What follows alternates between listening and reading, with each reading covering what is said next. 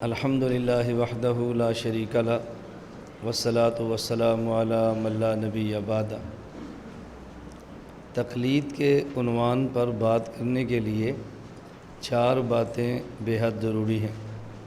Number 1 تقلید کا معنی، نمبر 2 تقلید کے دلائل، نمبر 3 تقلید پر ہونے والے اعتراضات اور ان کے جوابات، نمبر 4 تقلید نہ کرنے کے نقصانات۔ تقلید نہ کرنے کے کچھ نقصانات دنیا میں ہیں، کچھ نقصانات آخر قبر برزخ میں ہیں اور کچھ نقصانات میدان معاشر میں۔ دنیا دار العمل ہے اور آخرت دار الجزا ہے۔ دار العمل میں اعمال اچھے ہوں تو جزا اچھی ہوگی، اگر دار العمل میں اعمال گندے ہوں گے تو پھر سزا بھی اسی کے مناسب ہوگی۔ دنیا میں تقلید چھوڑنے کا نقصان یہ ہے، آدمی صحیح عمل پر عمل کر نہیں سکتا، صحیح مسائل اس سے نکل جاتے ہیں، آدمی کے نقصانات ہوتے ہیں۔ بہت سارے نقصانات تقلید نہ کرنے کی وجہ سے ہوتے ہیں۔ میں نے اس پر 2 مثالیں پیش کی ہیں۔ 2 پیش کرنے کی وجہ یہ ہے کہ آدمی کے جو جسمانی اور خون کے تعلقات ہیں، اس میں 2 رشتے ایسے ہیں جو آدمی کو بہت زیادہ محبوب ہوتے ہیں۔ نمبر 1 والدین کا رشتہ اور نمبر 2 اولاد کا رشتہ۔ رسول اکرم صلی اللہ علیہ وسلم نے ارشاد فرمایا کہ لا یؤمن احدکم حتی اکون احب الیہ من والدہ وولدہ والناس اجمعین۔ پہلے والد کی بات فرمائی ہے، پھر اولاد کی بات فرمائی ہے، پھر عام لوگوں کی بات فرمائی ہے۔ حدیث پاک کو سمجھنے سے اندازہ ہوتا ہے کہ آدمی کو دنیا میں سب سے زیادہ پیار پہلے اپنے والدین سے ہوتا ہے، اور جب اولاد ہو جاتی ہے پھر بہت زیادہ پیار انسان کو اپنی اولاد سے ہوتا ہے۔ جب تک صاحب اولاد نہیں ہوتا تو سب کچھ اپنے والدین کی خاطر قربان کرتا ہے، اور جب اولاد ہو جائے تو پھر سب کچھ اپنی اولاد کے لیے قربان کرتا ہے۔ اس لیے ایک مثال میں نے والدین کی دی ہے اور ایک مثال آدمی کے اولاد کی دی ہے۔ دونوں مثالیں اب اچھی طرح سمجھ لیں، والد کا مسئلہ بھی سمجھیں، اولاد کا مسئلہ بھی سمجھیں۔ والد کا مسئلہ تو بہت آسان ہے، اب آپ نے سمجھانا کیسے عوام کو، اصل مسئلہ یہ ہے سمجھانا کیسے۔ لکھی ہوئی عبارت کو پڑھ کے آدمی بات سمجھا نہیں سکتا۔ بس اوقات ہم بعض طلباء سے کہتے ہیں بھی آپ دورے کے اندر شرکت کریں، وہ کہتے ہیں ہم فائل لے لیں گے۔ ہم نے کہا فائل سے آپ کو الفاظ تو مل جائیں گے، لیکن فائل سے بات سمجھانے کا لہجہ کیسے ملے گا آپ کو؟ فائل سے بات سمجھانے کا انداز آپ کو کیسے معلوم ہوگا؟ تو اس کو میں سمجھانے کے لیے بات کہا کرتا ہوں کہ ایک شخص کا والد بیمار ہو گیا، اس کو اسپتال میں داخل کرا دیا، تو ڈاکٹر اسے کہتے ہیں کہ تمہارے اس والد کو بچانے کے لیے 2 بوتل خون درکار ہے۔ نمبر 2 آدمی کا بیٹا ہسپتال میں داخل ہو گیا اور یا بیٹی داخل ہو گئی، اور ڈاکٹر کہتے ہیں کہ اس کو بچانے کے لیے 2 بوتل خون درکار ہیں، تو آپ بلڈ گروپ لو اور اس کا خون تلاش کر کے لاؤ۔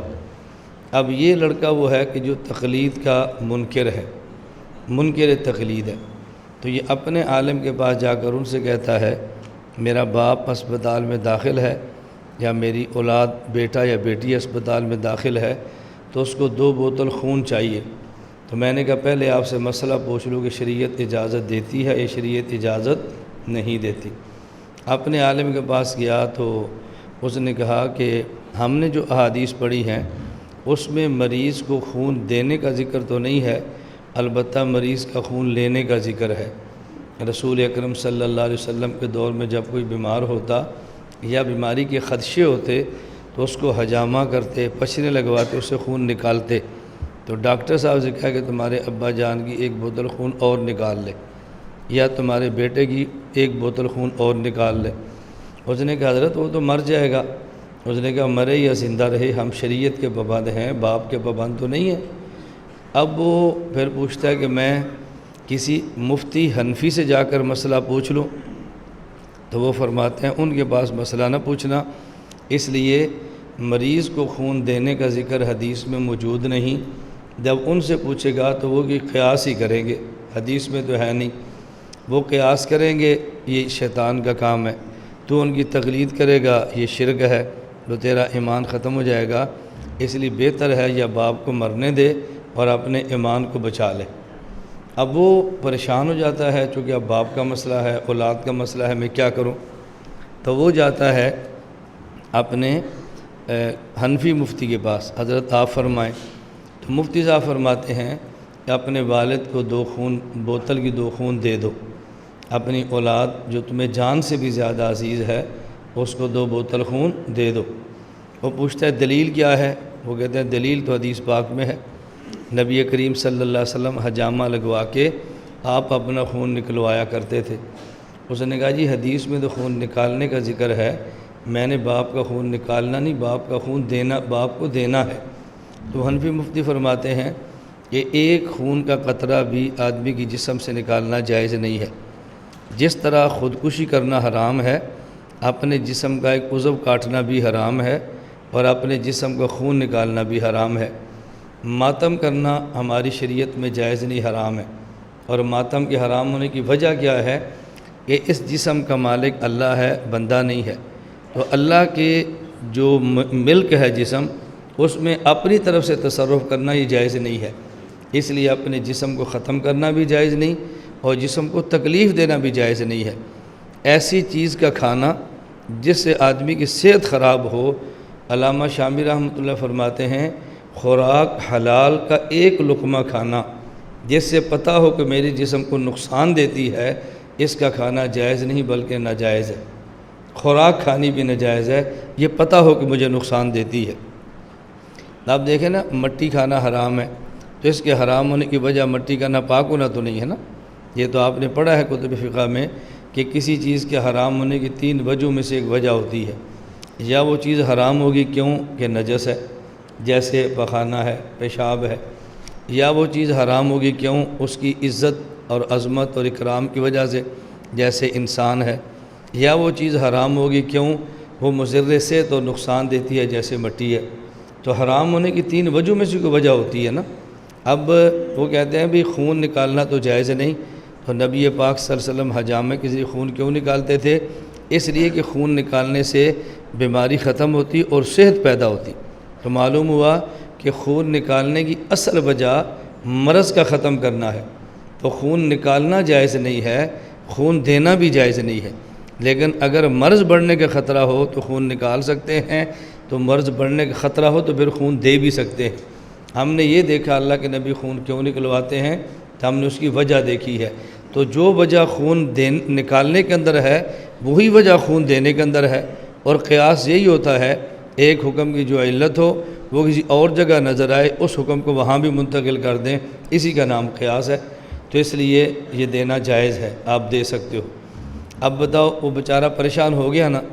اب اگر تقلید نہیں کرتا، تو پھر ابا جان گے، بیٹا جان گے، اور اگر تقلید کرتا ہے تو پھر ایمان گیا۔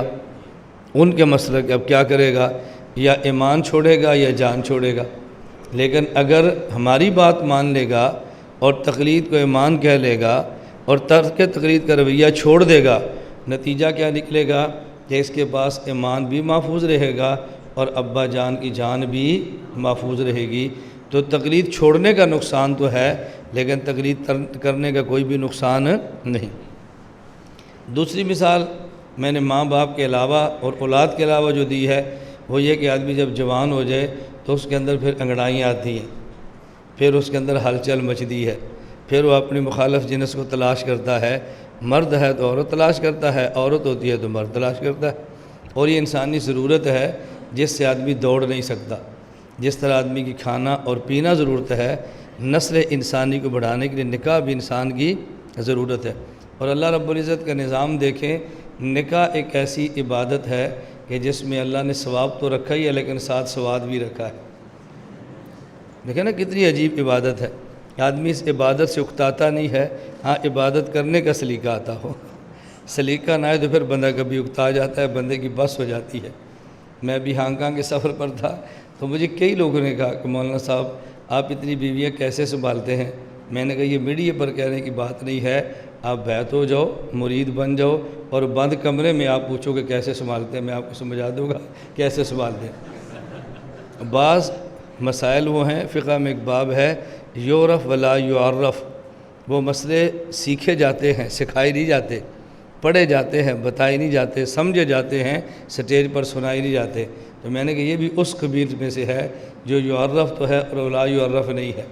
اور اللہ رب العزت کا اتنا مجھ پہ کرم ہے، اتنا مجھ پہ کرم ہے کہ میں آپ کو بتا نہیں سکتا۔ بہت ساری چیزیں ایسی ہیں کہ جو بغیر پڑھے اللہ نے مجھے عطا فرمائی ہیں، بغیر سیکھے اللہ نے مجھے سکھائی ہیں۔ اب آپ تھوڑے دن کے لیے آئیں تو یہ باتوں شاید آپ کو زیادہ سمجھ نہ آئے، ایک وقت میرے ساتھ گزاریں تو آپ کو احساس ہوگا، آپ کو احساس ہوگا کہ اللہ پاک نے نعمتیں مجھے کتنی وافر عطا فرمائی۔ تو میں اس لیے عرض کرتا ہوں، چونکہ بات چل پڑی ہے تو بہت سارے حضرات کا خیال یہ ہے کہ تعدد نکاح کا تعلق آدمی کی قوت باء کے ساتھ ہے۔ یہ بات بالکل غلط ہے۔ تعدد نکاح کا تعلق آدمی قوت عقلیہ اور دماغ کے ساتھ ہے۔ یہ باء سے نہیں کنٹرول ہونے والی چیز، دماغ سے کنٹرول ہونے والی چیز ہے۔ آپ دماغ استعمال کریں تو پھر آپ کو سمجھ آئے نا اس کو استعمال کیسے کرنا ہے۔ کیونکہ عورت کو اللہ نے بائیں پسلی سے پیدا فرمایا، اس کے اندر ٹیڑھا پن ہے، اور ٹیڑھے پن کو سیدھا کرنے کے لیے صرف طاقت نہیں چاہیے، طاقت سے ٹوٹ جاتی ہے، عقل چاہیے۔ اب دیکھیں کتنی بڑی بڑی بلڈنگ ہوتی ہے، آپ اس کو سیدھا کرنا چاہیں تو اپنے ہاتھوں سے طاقت سے نہیں کر سکتے، اور انجین اپنا دماغ لڑاتا ہے اور ٹیڑھی عمارت کو سیدھا کر لیتا ہے۔ تو یہاں دماغ چاہیے، اللہ ہم یہ باتیں سمجھنے کی توفیق عطا فرمائے۔ خیر میں عرض کر رہا تھا، اور یہ معمولی بات نہیں ہے، میں یہ بات کیسے آپ کو سمجھاؤں۔ حضور اکرم صلی اللہ علیہ وسلم فرمایا الدنیا کلھا متاع، اللہ نے دنیا کی تمام چیزیں تمہارے استعمال کے لیے پیدا فرمائی ہیں۔ وخیر متاع دنیا المرأۃ الصالحہ، اور سب سے بہترین استعمال کی چیز اللہ نے جو تمہیں دی ہے وہ نیک عورت ہے۔ اور ایک حدیث پاک میں ہے کہ ایمان اور تقوی کے بعد سب سے بہترین نعمت مومن کے لیے وہ نیک عورت ہے۔ اس سے انسان کے ایمان کی بھی حفاظت ہوتی ہے اور انسان کے جسم کی بھی حفاظت ہوتی ہے، دونوں چیزیں اس سے محفوظ رہتی ہیں۔ میں اکثر اپنے ہاں طلبہ کو یہ بات سمجھاتا رہتا ہوں، ایک شادی کے بعد دوسری شادی یہ عجیب اس لیے لگتی ہے کہ ہمارے ہاں معاشرہ ہندو معاشرے سے نکل کر آیا ہے، ہمارے یہاں کفر یا معاشرے کا غلبہ بہت زیادہ ہے، اس لیے تعجب ہوتا ہے۔ اگر اسلامی معاشرہ تو پھر تعجب نہ ہوتا۔ میں سمجھانے کے لیے بات کہا کرتا ہوں، نکاح اہل کفر کے ہاں عیاشی ہے اور نکاح اہل ایمان کے ہاں عبادت ہے۔ تو چونکہ ان کے ہاں نکاح کا معنی کیا ہے عیاشی، اور ہمارے ہاں نکاح کا معنی کیا ہے عبادت۔ اب بتاؤ زیادہ عیاش ہونا یہ تو ٹھیک نہیں ہے، لیکن زیادہ سنتوں پہ عمل کرنا یہ بھی ٹھیک ہے یا غلط ہے؟ تو جب آپ نکاح کو عبادت سمجھیں گے، ایک آدمی ایک کے بعد دوسری تیسری چوتھی شادی کرے گا، میں خدا کی قسم اٹھا کر کہتا ہوں آپ کو اس پر تعجب نہیں ہوگا، بلکہ آپ یہ کہیں گے بہت بڑا عبادت گزار ہے کہ اس کے گھر میں 4 بیویاں ہیں، اس کے گھر میں 3 بیویاں ہیں۔ میں نے آپ سے کہا تھا نا ہمارے تعجبات ہیں، اس کو لکھتے جائیں۔ میرے تعجبات میں سے ایک تعجب یہ بھی ہے کہ کثرت نکاح یہ کثرت عبادت ہے، تو زیادہ نکاح کرنے والے کو اپنے سے افضل سمجھنا چاہیے نا، لیکن ہم افضل نہیں سمجھتے، ہم اس کو گھٹیا سمجھتے ہیں اور معاشرے کا گندہ بندہ شمار کرتے ہیں۔ عمرہ کرنا عبادت ہے، ایک بندہ زندگی میں ایک عمرہ کرتا ہے، ایک 2 کرتا ہے، تو آپ 2 کرنے والوں کیا کہتے ہیں بہت فضول خرچ ہے، بلا وجہ حرم جاتا ہے، جہازوں کے چسکے لیتا ہے، یہ حرم میں جاتا ہے اور عیاشی کرتا ہے۔ آپ سمجھتے ہیں عمرہ عبادت ہے، آپ کے ذہن میں اس کا تصور بالکل ٹھیک ہے، اور چونکہ نکاح کو آپ عیاشی سمجھ رہے ہیں، عبادت سمجھ نہیں رہے، اس لیے آپ کو تعجب ہوتا ہے بہت بڑا عیاش ہے، اس نے 2 نکاح کر لیے۔ صحیح بخاری کتاب النکاح میں عبداللہ بن عباس رضی اللہ عنہما کا ارشاد موجود ہے، آپ فرماتے ہیں تزوجوا، دیکھو شادی کیا کرو۔ آگے عبداللہ بن عباس فرماتے ہیں، اب حضرت عبداللہ بن عباس مفسر قرآن ہے، نبی پاک صلی اللہ علیہ وسلم کے صحابی ہیں، اور ہمارے لیے صحابی کا قول پھر حجت ہے۔ آپ فرماتے ہیں ان خیر هذه الامت اکثرها نساء، اس امت کا افضل ترین آدمی وہ ہے کہ جس کی بیویاں زیادہ ہیں۔ یہ عبداللہ بن عباس صحابی فرما رہے ہیں، کیوں؟ جب آپ نکاح کو عبادت سمجھو گے تو پھر آپ دوسرے اور تیسرے نکاح کرنے والے کو افضل بھی سمجھو گے۔ عجیب بات، جب پہلا نکاح ہو تو کہتے ہیں نکاح مسنون، اور جب دوسرا نکاح ہو کہتے ہیں عیاشی۔ تعجب ہے کہ نہیں بھئی؟ جب نکاح سنت ہے، پہلا سنت ہے، تو دوسرا عیاشی کیسے بن گیا؟ دوسرا بھی تو پھر سنت ہی ہے۔ تو بہت تعجب ہوتا ہے ہمیں ان باتوں پر، لیکن میری عادت ہے کہ میں بات بڑی کھلی کہتا ہوں، میں سے جھجکتا نہیں ہوں کہ میرے بارے میں آپ رائے کیا فرمائیں گے، اور دنیا میں مجھے سننے والے میرے بارے میں رائے کیا قائم فرمائیں گے۔ ہمارا حق ہے کہ جو شریعت ہے اس کو کھل کر بیان کریں۔ میں یہ بات اس لیے کہتا ہوں، میں آپ کو یہ نہیں کہتا کہ آپ دوسری تیسری چوتھی شادی کریں، یہ ضرور کہتا ہوں کہ دوسری تیسری چوتھی کرنے والے کو کبھی بھی برا نہ سمجھنا، اس سے سلب ایمان کا خطرہ ہے۔ دوسری شادی کو معیوب سمجھنا، ایمان کے ضائع ہونے کا خطرہ ہے، خدشہ ہے کہ آدمی ایمان سے نکل کر کفر کے اندر چلا جائے۔ بھئی ہر آدمی کے گھر کے اپنے حالات ہیں، آپ ہر کسی آدمی گھر کے حالات میں دخل کیوں دیتے ہو؟ آپ کو کیا حق حاصل ہے کسی کے گھر کے معاملات میں دخل دو؟ ہر آدمی کے اپنے نجی معاملات ہیں۔ اور اتنا میں نے کہا نا ہمارے تعجبات میں سے ایک تعجب اور ہے، آپ اس کو بھی نوٹ کر لیں۔ مجھے تعجب کیا ہے کہ جب پہلا نکاح ہو کبھی بھی کوئی بندہ نہیں کہتا کہ دیکھو تم پہلی شادی کر رہے ہو، حقوق ادا کر لو گے، بیوی کے حق ادا کر لو گے، بیوی کے ساتھ انصاف کرو گے، کبھی نہیں کہتا۔ اور جو ہی دوسری شادی کرے تو فوراً کہتے ہیں انصاف دو کے درمیان کر لو گے، عدل کر لو گے، دو کے حقوق ادا کر لو گے۔ مجھے آپ بتاؤ، اگر دو بیویاں ہوں حقوق ادا کرنا ضروری ہے، اگر ایک ہو تو پھر حق ادا کرنا ضروری نہیں ہے؟ بتاؤ، ضروری ہے نا؟ تو پھر کیوں نہیں پوچھتے؟ پہلے نکاح پر نہیں پوچھتے، دوسرے پر پوچھ رہے ہیں۔ اور دلیل کیا پیش کرتے ہیں؟ قرآن کریم تے فَإِنْ خِفْتُمْ أَلَّا تَعْدِلُوا فَوَاحِدَةً، اگر تمہیں خطرہ ہو کہ عدل نہیں کر سکتا تو پھر ایک کرو۔ اس سے ثابت ہوتا ہے عدل بہت ضروری ہے۔ میں نے کہا قرآن ادھورا ہو تو مسئلہ ادھورا ہے، قرآن پورا ہو تو مسئلہ۔ دوسری آیت آپ کیوں بھول جاتے ہیں؟ اللہ فرماتے ہیں وَلَن تَسْتَطِيعُوا أَن تَعْدِلُوا بَيْنَ النِّسَاءِ وَلَوْ حَرَصْتُمْ، تم عدل کرنا چاہو تب بھی نہیں کر سکتے، تمہارے بس میں ہی نہیں ہے۔ یہ بھی تو قرآن کی آیت ہے۔ فَلَا تَمِيلُوهَا كُلَّ الْمَيْلِ فَتَذَرُوهَا كَالْمُعَلَّقَةِ، یہ نہ کرنا کہ ایک کے ساتھ ہر وقت چمٹے رہو اور دوسری بیچاری کی طرف دیکھو بھی نہ، یہ نہ کرنا، یہ جرم نہ کرنا۔ تو جو آپ کے اختیار میں نہیں ہے آپ اس کو زیر باز کیوں لاتے ہیں؟ جتنا حق بنتا ہے بس وہ حق ادا کریں۔ اور شریعت نے کتنی رعایت فرمائی ہے، اگر ایک سے زائد بیویاں ہوں تو ان کے ساتھ رات گزارنے میں باری ضروری ہے، ہم بستری کرنے میں باری ضروری نہیں ہے۔ کیوں؟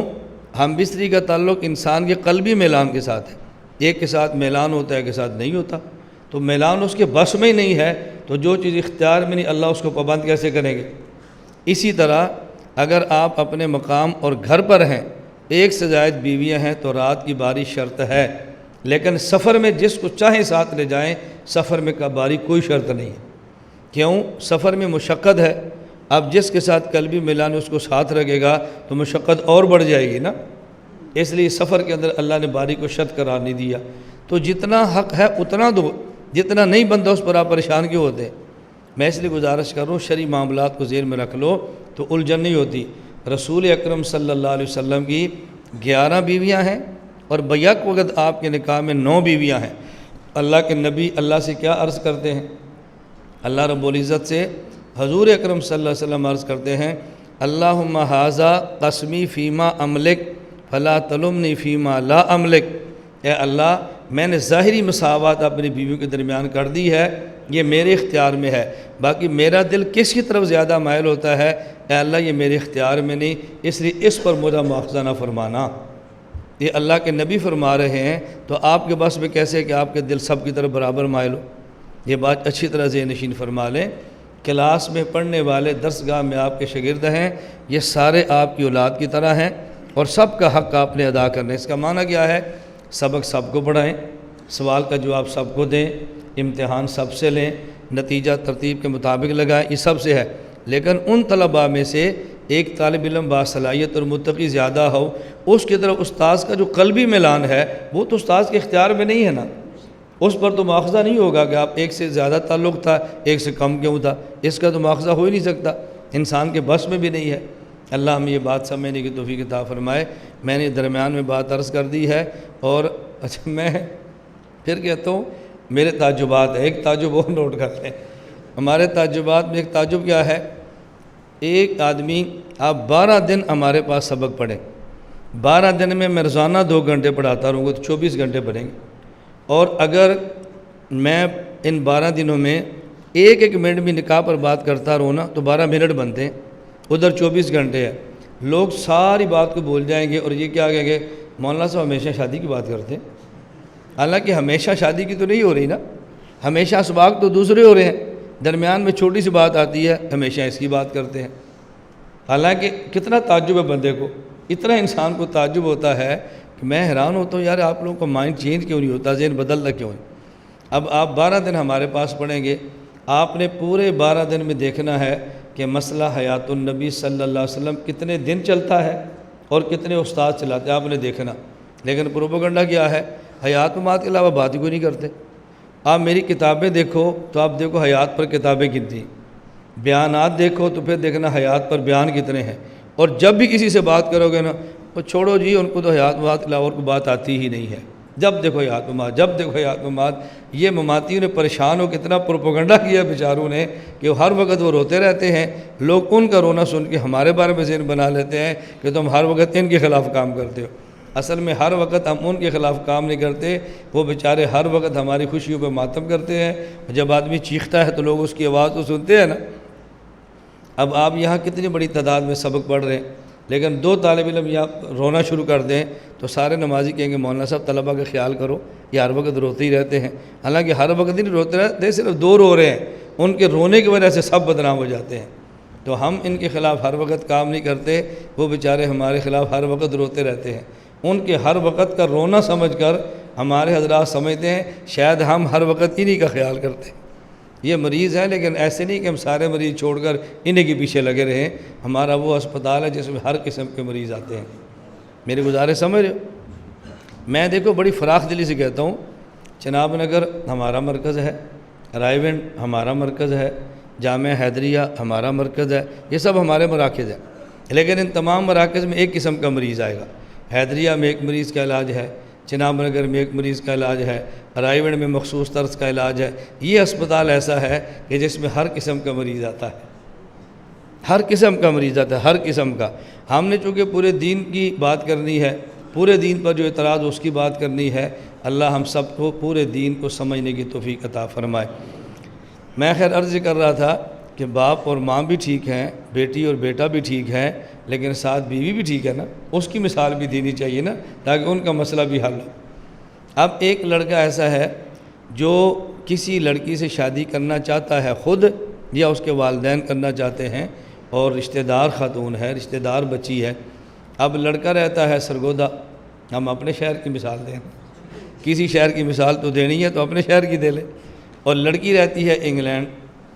اب ان کا نکاح کیسے ہو، یہ وہاں جا نہیں سکتا کہ اس کے پاس کاغذ نہیں ہے، پیپر بنے ہوئے نہیں ہیں، اور وہ یہاں پہ آ نہیں سکتی، انگلینڈ چھوڑ کے سرگودا کون آئے۔ اب بہت ساری شادیاں ہوتی ہیں تو لڑکی سسرال نہیں آتی، لڑکا سسرال جاتا ہے۔ اب بہت سارے نکاح ایسے ہو رہے ہیں، بھی شادی کرتے انگلینڈ آ جا۔ اب یہ شادی کرنی ہے، پیپر بننے ہیں، وہ آنے کے لیے تیار نہیں، یہ بیچارہ جانے کے لیے تیار ہے، اس کو لے کر کوئی نہیں جاتا، پیپر نہیں بن رہے، کاغذات نہیں تیار ہو رہے۔ اب بالآخر مسئلہ کیا طے کیا، ٹیلی فونک نکاح کر لو، اس کے بعد کاغذات بنا لو، پیپر بن جائیں گے تو انگلینڈ چلا جائے گا۔ اب بدقسمتی اس کی کہ یہ بیچارہ وہ ہے جو تقلید کا انکار کرتا ہے۔ اب یہ اپنے مولانا صاحب سے کہتا ہے حضرت میں نے جس لڑکی سے شادی کرنی ہے وہ انگلینڈ رہتی ہے، تو اس کا کوئی حل نکالیں۔ فرماتے ہیں حل کیا نکالیں، یہ تو اس کو بلاؤ، وہ جو تو نہیں آتی، تم چلے جاؤ، کو جی جانا ہے تبھی تو نکاح کر رہا ہوں ورنہ تو میں جا نہیں سکتا، تو پھر کیا کریں؟ انہوں نے کہا بیٹا اب نکاح کیسے ہوگا؟ کہتے ٹیلی فونک ایجاب و قبول کر لیتے ہیں۔ کہا جب اللہ کے نبی دنیا میں تھے تو ٹیلی فون نہیں تھا، جب ٹیلی فون آیا تو اللہ کے نبی نہیں ہے، اور حدیث میں مسئلہ ہے نہیں، اب حدیث ہو نہیں سکتی، بیٹا یہ تو نکاح بڑا مشکل ہے۔ وہ کہتا ہے پھر میں کسی حنفی مفتی صاحب سے پوچھ لوں، کہتا ہے نہیں ان سے نہیں پوچھنا، حدیث میں ٹیلی فون کا ذکر نہیں، وہ کسی مسئلے پر قیاس ہی کریں گے، قیاس کرنا شیطان کا کام ہے، اور ان کے قیاس کو قبول کرنا شرک ہے، جو تیرا ایمان ختم ہو جائے گا اور مشرک بن جائے گا۔ اب وہ کہتا ہے پھر حضرت میں کیا کروں، ان کی بات مانوں تو ایمان جاتا ہے اور آپ کی بات مانوں تو جان جاتی ہے، بیوی نہیں جان، بزرگ آدمی کہتا ہے بیوی جاتی ہے۔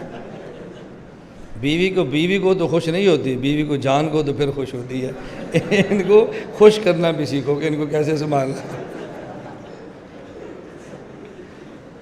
بیوی کو تو نہیں خوش ہوتی، اور بیوی کو جان کو ہو تو پھر جان کی طرح مچلتی ہے۔ اب وہ میں آپ کی بات مانوں تو بتاؤ جان جاتی ہے، ان کی بات مانوں ایمان جاتا ہے، اب میں کیا کروں؟ پھنس گیا۔ جب پھنس جائیں تو پھر کہیں نہ کہیں جاتے ہی ہیں۔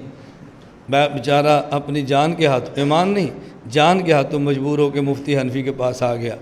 آپ فرمائیں، محسن فرما نکاح تو ہو جائے گا۔ کیسے نکاح ہوگا؟ فرمایا اگر وہ انگلینڈ سے پاکستان آ بھی جائے، تیرا نکاح مسجد کے اندر ہوگا تو لڑکی نے مسجد میں آنا ہے؟ تو جی نہیں۔ تو مسجد میں کون آئے گا؟ کہا جی ہمارے ماموں جس کی بیٹی ہے۔ تو کہا ماموں نہیں آنا، بیٹی نے تو نہیں آنا، وہ گھر بیٹھی رہی یا انگلینڈ بیٹھی رہی، اس سے فرق کیا پڑتا ہے؟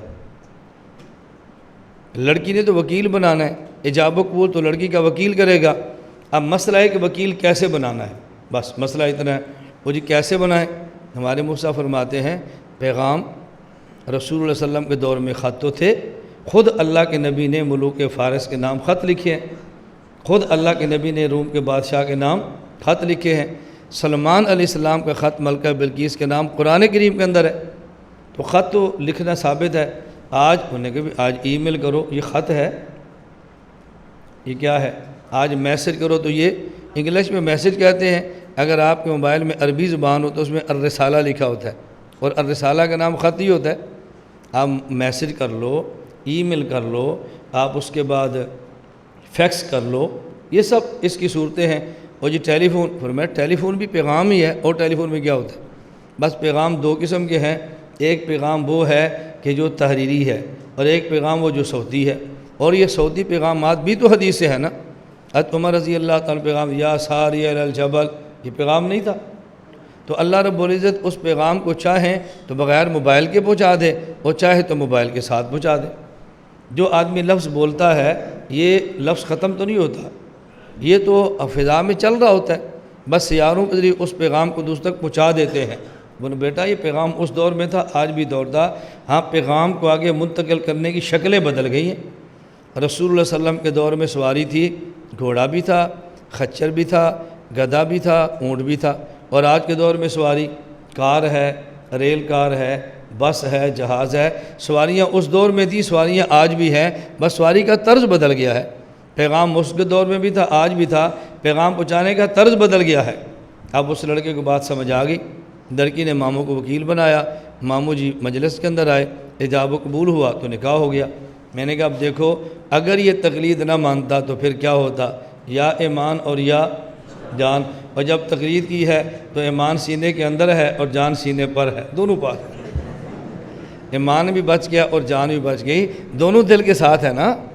جب بھی کسی کو پیار لکھے تو دل کی شکل بنا کے بھجواتے ہیں، ہمارے موبائل پر بھی میسج آتے رہتے ہیں، ایسے میسج ہوتے ہیں کہ آدمی بتائے تو بتا کر بھی آدمی کو شرم آتی ہے۔ ہمیں تو پیار کے میسج کم آتے ہیں، اور ویسے دوستوں کے دوسرے میسج بہت آتے ہیں، ٹھکائی ہوتی رہتی ہے۔ اللہ پاک نے ہماری صلاح کے لیے ایک بہت بڑی مخلوق پیدا فرمائی ہے۔ ہم سوتے ہیں اور وہ جاگتے ہیں، ہم سکون کرتے ہیں وہ بے آرام رہتے ہیں، ہم عیاشیاں کرتے ہیں وہ پریشانی کے اندر مبتلا رہتے ہیں۔ بتاؤ کتنا اللہ کا کرم ہے۔ میں ساتھی سے کہتا ہوں بھی ہم نیک لوگ نہیں ہیں، بہت سارے گناہ ہوتے ہیں، اللہ معاف فرمائے۔ تو ہمارے درجات کی بلندی کے لیے اللہ پاک نے ایک مخلوق تیار کی ہے، وہ غیبت کرتی رہتی ہے، ان کے نیک اعمال ہمارے نامہ اعمال میں آتے ہیں، ہمارے گناہ وہاں جاتے رہتے ہیں، اور نتیجہ کیا نکلے گا؟ درجات بلند ہوتے رہیں گے۔ لیکن غیبت تو تب ہوگی جو گناہ وہ بیان کرتے ہیں وہ گناہ ہم نے کیا ہے، اور اگر وہ گناہ بھی نہیں کیا تو پھر بہتان لگاتے رہیں گے، ہم اجر کماتے رہیں گے۔ تو بتاؤ ہمارا نقصان ہے یا نفع ہے؟ میں اس لیے اپنے اوپر الزامات لگانے کے خلاف بولتا نہیں ہوں۔ مجھے بہت سارے حضرات کہتے ہیں، میں کہتا ہوں میں نہیں بولتا۔ نہ بولنے کی آپ یہ ایک وجہ اچھی طرح سن لیں۔ آپ نے فضائل مال میں واقعہ پڑھا ہے، حضرت ابو بکر صدیق رضی اللہ تعالیٰ عنہ اور ایک صحابی دونوں رسول اکرم صلی اللہ علیہ وسلم کی مجلس مبارک میں موجود ہیں۔ اب وہ صحابی کچھ بات کہہ رہے ہیں، صدیق اکبر خاموش تھے، رسول اکرم صلی اللہ علیہ وسلم مسکراتے رہے۔ تھوڑی دیر بعد صدیق اکبر رضی اللہ عنہ بولنا شروع ہو گئے تو نبی کریم صلی اللہ علیہ وسلم کے چہرے مبارک پر کچھ ناراضگی کے آثار آ گئے۔ حضرت صدیق بہت پریشان ہو گئے کہ یا رسول اللہ یہ کیا، ابھی آپ مسکرا رہے تھے اور میرے بولنے پر آپ کے چہرے پر ناراضگی کے اثار آ گئے۔ رسول اکرم صلی اللہ علیہ وسلم فرمانے کہ ابو بکر جب تم خاموش تھے تو تمہاری طرف سے فرشتہ متعین تھا جو دفاع کر رہا تھا، اور جب تم بولنا شروع ہو گئے وہ فرشتہ اٹھ گیا، تو میں اس پہ ناراضگی کا میں نے اظہار کیا، تو میں نے کہا جب تک میں خاموش رہوں گا فرشتے دفاع کرتے رہیں گے، اور جب ہم بولنا شروع ہو گئے تو فرشتے اٹھ جائیں گے اور ہم دفاع کریں گے، ہمارا دفاع کمزور ہے، فرشتوں کا دفاع مضبوط ہے۔ تو اب بتاؤ ان الزامات پر بولنے رہنا چاہیے یا خاموش رہنا چاہیے؟ بس جو خاموشی کے اندر مزہ ہے نا وہ بولنے کے اندر مزہ نہیں، یاد رکھنا۔ جب آپ نے بول لیا، بڑاس نکال لی، اب آپ کے پاس کیا رہ گیا ہے؟ اور جب خاموش رہے اللہ کی مدد آسمانوں سے اترتی رہے گی۔ اللہ ہم سب کو دین کی خدمت کی قبول فرمائے۔ تو میں کہہ رہا تھا کہ ترک تقلید کے دو نقصان سمجھ آ گئے نا، ہم نے دونوں مثالیں دی ہیں، بات آپ کے ذہن میں آ جائے۔ دوسرا، موت کے بعد جہان ہے برزخ کا، میں انشاءاللہ اس کے بعد ابھی ہم بات کریں گے، تو میں برزخ پر تفصیل سے بات کروں گا تاکہ مسئلہ ہمیں سمجھ آ جائے۔ صحیح بخاری میں روایت موجود ہے، حضرت انس رضی اللہ عنہ فرماتے ہیں العبد اذا وضع فی قبرہ، کہ جب بندے کو قبر میں دفن کر دیا جاتا ہے، لوگ دفن کر کے واپس آ جاتے ہیں، حتیٰ انہ لیسمع قرع نعالہم، وہ واپس آتے ہیں تو ان کے جوتوں کی آواز یہ میت سنتی ہے، آواز سن رہی ہوتی ہے۔ فوراً دو فرشتے آتے ہیں، اس کو بٹھا دیتے ہیں اور پھر اسے سوال کرتے ہیں ما تقول۔ اب پہلا سوال کیا کریں گے؟ اب اس سے پہلا سوال ہونے لگا ہے ما کنت تقول فی ھذا الرجل محمد صلی اللہ علیہ وسلم، اللہ کے نبی حضرت محمد کے بارے میں تو کیا کہتا تھا؟ وہ کہتا جی اللہ کے بندے ہیں، اللہ کے رسول ہیں۔ اب فرشتے پہلے جہنم کا ٹھکانہ دیتے ہیں، پھر جنت دکھاتے ہیں۔ اگر تیرا ایمان نہ ہوتا تو انہیں اس جہنم میں جانا تھا، اب چونکہ تیرا ایمان ٹھیک ہے لہذا جہنم کی بجائے تجھے جنت میں بھیج رہے ہیں۔ اور اگر وہ سوال کریں اور وہ جواب نہ دے بلکہ وہ یہ بات کہہ دے کنت اقول ما یقول الناس لا ادری، مجھے کچھ پتہ نہیں ہے، لوگ بھی باتیں کرتے تھے، میں بھی باتیں کرتا تھا، باقی رسول اکرم صلی اللہ علیہ وسلم کون ہے مجھے کچھ بھی ان کے بارے میں پتہ نہیں ہے۔ فرشتے ایک لفظ اپنی زبان سے کہتے ہیں اور ایک عام اپنے ہاتھ سے ٹھکائی کے شروع کرتے ہیں۔ پہلے اپنی زبان سے کہتے ہیں لا دریتا ولا تلیتا، لا دریتا ولا تلیتا، لا دریتا ولا تلیتا، یہ لفظ کہتے ہیں، اور پھر ثم یضرب، مارنا شروع کرتے ہیں بمطرقۃ من حدید ضربۃ بین اذنی، یہ جو کن پٹی ہے یہاں پہ اس کو لوہے کے گرز مارتے ہیں۔ فیصیح صیحۃ، وہ چیختا ہے، اتنا چیختا ہے کہ جن و انس کے علاوہ قریب والی ہر مخلوق اسے سن لیتی ہے۔ تو فرشتے مارتے بھی ہیں اور ساتھ کیا کہتے ہیں لا دریتا ولا تلیتا۔ اب لا دریتا اور ولا تلیتا کا معنی کیا ہے؟ آپ کے پاس صحیح بخاری ہوگی، آپ دیکھنا، اسی صحیح بخاری کی حاشی پر موجود ہے۔ علامہ کرمانی فرماتے ہیں لا دریتا ولا تلیتا، لا دریتا کا معنی ہے لا علمتا بنفسک بالاستدلال، ولا تلیتا ولا اتبعت العلماء بالتقلید فیما یقولون۔ لا دریتا ولا تریتا، لا دریتا ای لا علمتا بنفسک بالاستدلال، تو دلیل کے ساتھ بات کو جانتا بھی نہیں تھا، مجتہد نہیں تھا، ولا اتبعت العلماء بالتقلید فیما یقولون، اور تقلید کر کے علماء کی بات مانتا بھی نہیں تھا۔ مارو اس کو اور مارو اس کو اور مارو اس کو، نہ دلیل سے بات جانتا تھا نہ تقلید کر کے علماء کی بات مانتا تھا۔ تو قبر کا نقصان ہی ہوگا، اس ترک تقلید کے نتیجے میں لوہے کے گرز اس کو پڑیں گے۔ اور یہ دیکھو صحیح بخاری میں موجود ہے، اسے کہتے ہیں منہ مانگی موت، جی لاؤ حدیث بخاری کی، اب تو بخاری شریف کی آ گئی نا، تو منہ مانگی موت لے لو۔ یہاں دو لفظ ہیں بطور لطیفہ یاد رکھ لیں۔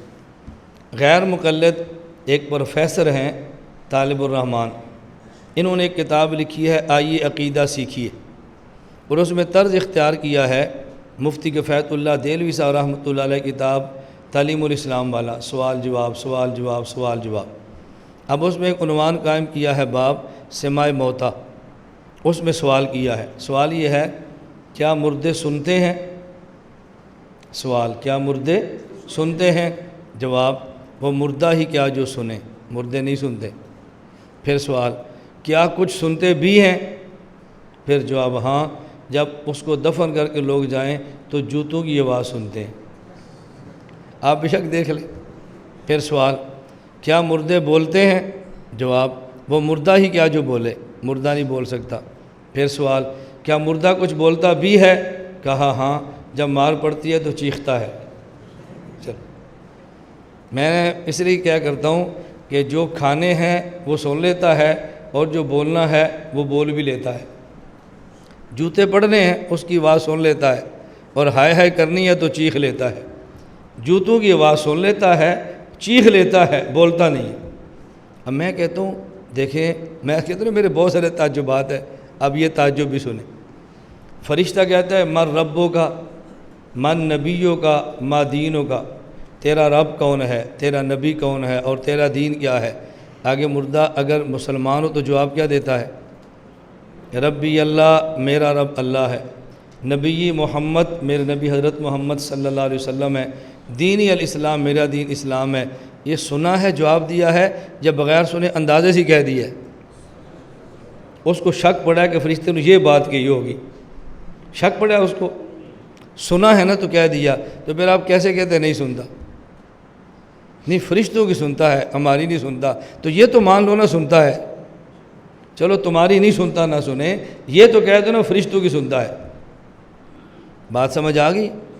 اور اگر کافر ہے تو سن لیں، لا ادری، میں نہیں جانتا، کن تقول ما یقول الناس، یہ کافر کہہ رہے ہیں نا، اور یہ بات فرشتے کر رہے ہیں، جواب کافر دے رہا ہے۔ تو کافر فرشتوں کی بات کو سن رہا ہے کہ نہیں سن رہا؟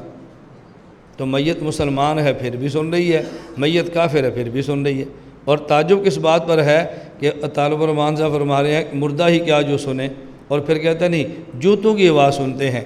یعنی عجیب بات یہ ہے، جو قبر کے اندر کی آواز ہے وہ نہیں سن رہا، اور جو قبر کے باہر کی آواز ہے وہ سن رہا ہے۔ اور سن نہیں رہا تو جواب کیسے دے گا؟ سنے گا تو جواب دے گا نا، پتہ تو نہیں ہے تو اس کو شک کیسے موقع پر یہ بات کی ہوگی۔ میری بات آپ سمجھ آ رہی؟ اس لیے میں نے کہا ہمارے تعجبات ہیں، اور ہمیں بہت تعجب ہوتا ہے کہ لوگ کیسی باتیں کہہ رہے تھے۔ تیسرا نقصان اس کا آخر میدان معاشر، تیسرا نقصان کیا ہوگا؟ قرآن کریم میں ہے وَقَالُوا لَوْ كُنَّا نَسْمَعُ أَوْ نَعْقِلُ مَا كُنَّا فِي أَصْحَابِ السَّعِيرِ۔ قیامت کے دن جب مجرمین کو جہنم میں ڈالنے کا فیصلہ کیا جائے گا تو مجرم اپنی زبان سے یہ بات کہیں گے لَوْ كُنَّا نَسْمَعُ أَوْ نَعْقِلُ، اگر ہم سن لیتے یا سمجھ لیتے۔ یہ لفظی ترجمہ ہے، یہ کیا ہے؟ سماع کا معنی ہمیشہ سننا نہیں ہوتا، سماع کا معنی ہوتا ہے قبول کرنا۔ اور عربی محاورات کے اندر بھی ہے، ہمارے اردو محاورات کے اندر بھی ہے، اور دنیا کی ہر زبان کے اندر سماع کا معنی قبول کرنا آتا ہے۔ میں اس کی ایک مثال دیتا ہوں۔ اگر حکومت ملازمت کے لیے ایک اشتہار اخبار میں دے دے کہ فلاں محکمے میں 10 آدمی ہونے چاہیے، اس کے لیے 100 بندہ انٹرویو دیتا ہے، ان میں سے 10 حکومت دے دیتی ہے اور 90 کو چھوڑ دیتی ہے۔ اب جن 10 کو حکومت نے ملازمت دی ہے ان میں سے ایک آپ کے چچے کا بیٹا ہے یا کوئی بہت عزیز ہے، آپ اس کو مبارک دیتے ہیں، کوئی مبارک ہو آپ کو ملازمت مل گئی، اور مبارک ہو کہ آپ کی سنی گئی، مبارک ہو کہ آپ کی سنی گئی ہے اور آپ کو ملازمت مل گئی ہے۔ اب بتاؤ انٹرویو 100 نے دیا ہے تو انہوں نے 10 کی بات سنی ہے یا 100 کی سنی ہے؟ تو آپ 100 کو سنی ہے تمہاری بات سنی گئی ہے، 10 کو کہہ رہے سنی گئی ہے، یا سنی کا معنی یہ ہے کہ مبارک ہو تمہاری بات قبول کر لی، مبارک ہو تمہاری بات قبول کر لی۔ آپ بس اوقات کسی بڑے بندے کے پاس چھوٹے کو بھیجے نا، کسی بندے سے کام لینا ہو اور آپ کو بڑا تلاش کرتے ہیں سفارش کے لیے، کہتے ہیں یار مہربانی ہے تو بات کرو، تمہاری سنتے ہیں اور دنیا بھی سنتے ہیں، یہ تھوڑا کہ کہہ رہے کسی اور کو سنتے ہیں، صرف اس کو سنتے ہیں۔ اب سننے کے معنی کیا ہے کہ تمہاری بات کو مانتے ہیں۔ تو سماع کا معنی قبول ہر زبان کے اندر آتا ہے۔ لَوْ كُنَّا نَسْمَعُ أَوْ نَعْقِلُ مَا كُنَّا فِي أَصْحَابِ السَّعِيرِ۔ شاہ عبد العزیز محمد سجاد رحمہ اللہ فرماتے ہیں یا لَوْ كُنَّا نَسْمَعُ کا معنی یہ ہے کہ اے کاش ہم بات کو مان لیتے، جس کو تقلید سے تعبیر کیا ہے، اے کاش ہم تقلید کرتے اور مان لیتے، اور ناقلو یا ہم دلیل سے بات کو جان لیتے۔ شریعت پر عمل کرنے کے دو ہی طریقے ہیں، یا دلیل سے جان لینا یا دلیل والے کی بات کو مان لینا۔ ہم دلیل سے جانتے بھی نہیں تھے اور دلیل والوں کی بات مانتے بھی نہیں تھے. اے کاش اے کاش اے کاش ہم دنیا میں دلیل سے جان لیتے یا دلیل والی بات کو مان لیتے. لیکن اب کاش سے کچھ فائدہ نہیں ہوگا. حکم ہوگا کہ دفعہ کرو سب کا اینڈ لیول کو جہنم میں آگے کی بات کو چھوڑنے کے لیے تیار نہیں. اور ترک تقلید اور تقلید چھوڑنے کے نقصان دنیا میں نقصان یہ ہے آدمی شریعت پر عمل نہیں کر سکتا, اور قبر میں نقصان یہ ہے کہ گرز لگتے ہیں, اور آخرت میں نقصان یہ ہے تقلید نہ کرنے کی وجہ سے آدمی جہنم میں گر جاتا ہے. اللہ تعالیٰ ہم سب کو محفوظ فرمائے. اللہ تعالیٰ پورے سے ہمیں تقلید کی نعمت عطا فرما دے. مجھ سے تو ہر بندہ بن نہیں سکتا لیکن مقلد ہر بندہ بن سکتا ہے, اور شریعت پر عمل کرنا ہر بندے کی ضرورت ہے. اللہ ہم سب کو اس کی توفیق عطا فرما دے. لا إله إلا الله لا إله إلا الله لا إله إلا الله ما لنا رب سوى. لا إله إلا الله لا إله إلا